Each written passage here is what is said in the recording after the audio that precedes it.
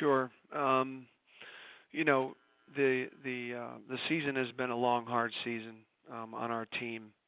Um, beginning where we were much better as a football team than we were at the end of 2015.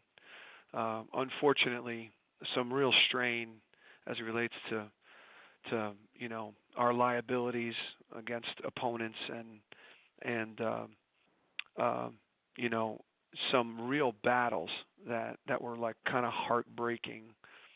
Loss, lose in the final seconds in a few games, leave the ball, within a yard on several games, right there at the end.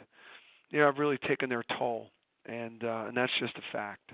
So, unfortunately, we sit 3-6, and you know, for the last few weeks, have not played up to our potential and ability level. And um, with the loss Saturday, I can say that we did improve. In two of the three phases, I was disappointed.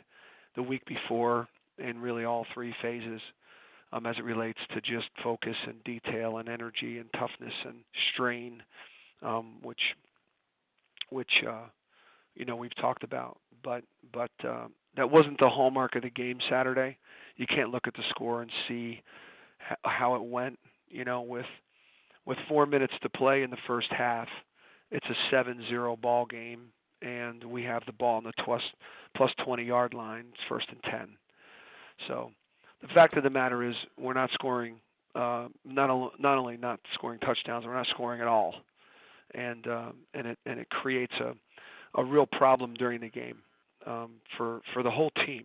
And points are a necessary thing here in 2016. And there's not a whole lot of 7-0 ball games or 3-0 ball games or 10-7 ball games anymore. They're a real rarity. So even in the waning time in the third quarter, halfway through the third quarter, it's still only a 17-point game there, 17-3, with having had a myriad of different opportunities to produce as a staff and as a team. So disappointed. Everyone in the organization and on the team is disappointed in the results right now, and we're regaining energy and steam with each day that passes. It's just taking time and taking its toll. And now we're in week 10 in a row here for Friday night in a short week with a tired football team, physically tired and emotionally tired. So we're gonna come back to work today. I'm expecting to work hard to energize the group and lean on leaders and seniors and the senior leadership to do the same, to be sure that they can finish this thing up and change our circumstances. Put three phases together, which we really haven't been able to do all year long. We'll take questions for Coach Diaco. Please star one on your telephone keypad to join the queue. Then the operator will introduce you.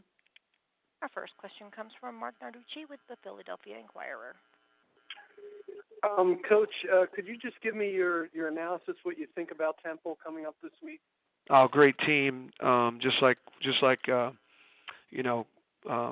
Coach Rule's teams, tough, rugged, physical, play hard.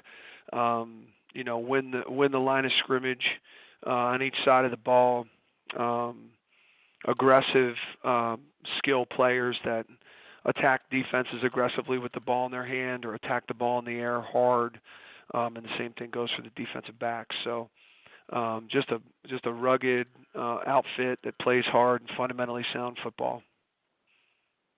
Coach, like you had said, you had a lot of close games up until last week.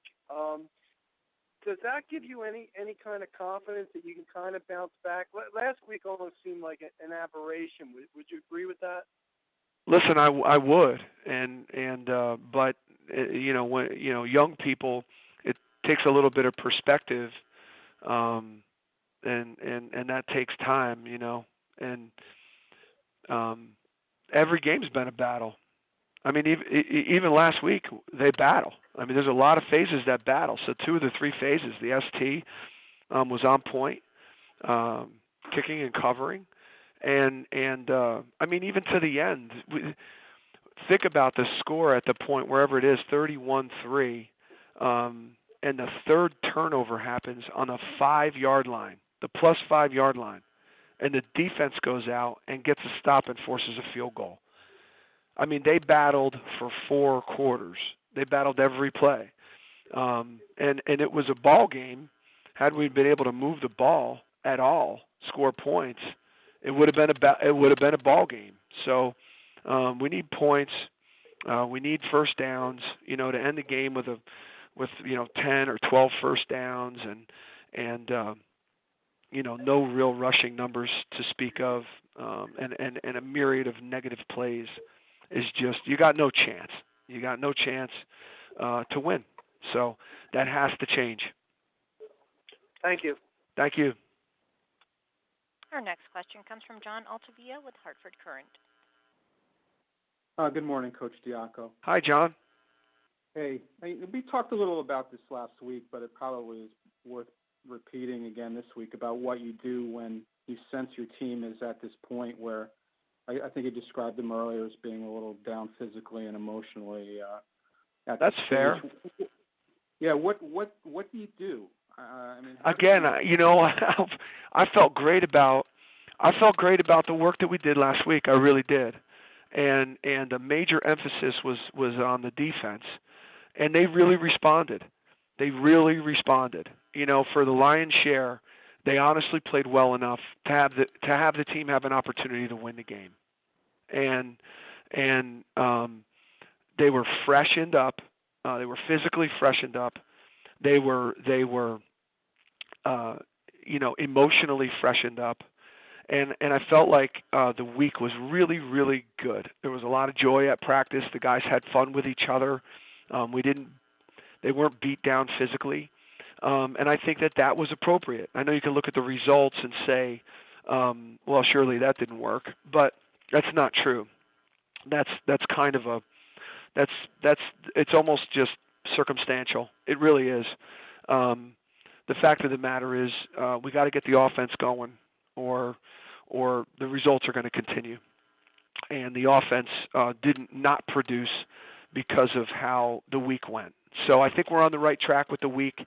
It definitely showed itself on the cover teams, the kicking specialists, and the defense. So 2/3 of the team really had an uptick in their animation and their energy and their physical ability. So we're on the right track there, and I don't surely want to just keep, you know, I don't want to just grab at things because the score wasn't appropriate. So, Bob, when you talk about the offense, it seems like there's 2 basic ways you could change it, and that's one, personnel, and secondly, with a philosophical change in what you do. Do you see any currency in doing either of those 2 things this week? Are you toying with the idea of maybe changing the quarterback or talking to Coach Verducci about the kind of plays that are being run? John, you know, everything's being evaluated right now. So we're in a short week. That surely doesn't, you know, help things. You know, it's already the middle of game week, and we haven't even seen the team yet. So they got to come back to the building, and we got to recollect. We need to correct some mistakes from the game and move forward in a short week. So, you know, everything is being evaluated, and there's also some schedule limitations. Thank you, Coach. Thank you. Get one more in for Coach Diaco, please. Our next question comes from Dan Tortora with WakeUpCallDT.com. Good morning, Coach. How are you? Dan, okay. How are you? Doing well. 10 weeks you had mentioned without having a bye week. Just what you can say about scheduling and kind of your takeaways from having a schedule that doesn't give you a break in the middle of the season. Yeah, I mean, I can't say scheduling's everything, but it's pretty close. It's pretty close. So it's been a spectacular grind, you know, shifting around and shuffling to make some interesting matchups and conversation pieces for this 2016 season. That if we didn't have the liabilities that we had, we'd be having a different conversation right now. I'm feeling very different, but we did. We had a developing secondary early. I wasn't anticipating a developmental quarterback position or a developmental offensive systems, tactical attack. So the three things combined left the ball one play and 6 inches short at Navy. And had that circumstance been differently, I think we'd be having a different conversation. And then the darn same thing happened against Syracuse. Same thing. So, or a very similar end of the game. And that was an incredible strain. And now there's been no physical break, grinding teams, battles, 4-quarter battles. Last weekend was unfortunately the first time that wasn't the case. And here we go. Now we got another week here, a short week, play a great football team and a rugged football team. And we're excited to do it. I look forward to seeing the team today, and I expect them to have the same kind of energy, to be excited for the task and resolute to changing our circumstances. And I believe they will be. But it's still true. You can't argue the fact that it's been a physical grind and an emotional grind. When you look at kind of the adversity of this season so far through 9 weeks, just what the message has been to the team, because you have seen improvements and you've taken positives away. So as the leader of the team, what has the conversation been like from you? What are kind of maybe some key points that you're making sure you hit with them going into Yeah, weekend? like each end of game is kind of a little different. I'm honest with them. Don't get me wrong. We're honest. We're not just making up stuff, and they trust the things that we say because they're true.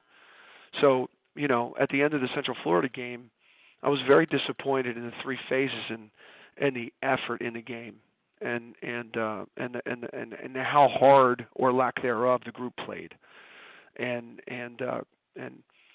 we addressed it. We tactically changed some things on the three phases and our weekly management piece, and that showed an uptick.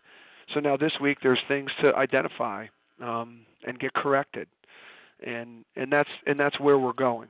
And we do it the right way. We do it with care. We do it with respect.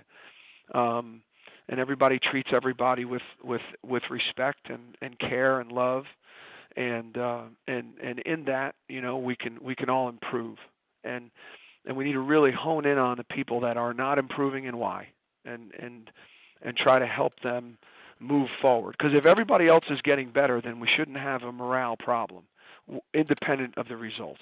So we just stay focused on getting better, each person, each day. Thanks, Coach. I appreciate it. Thank you, Dan.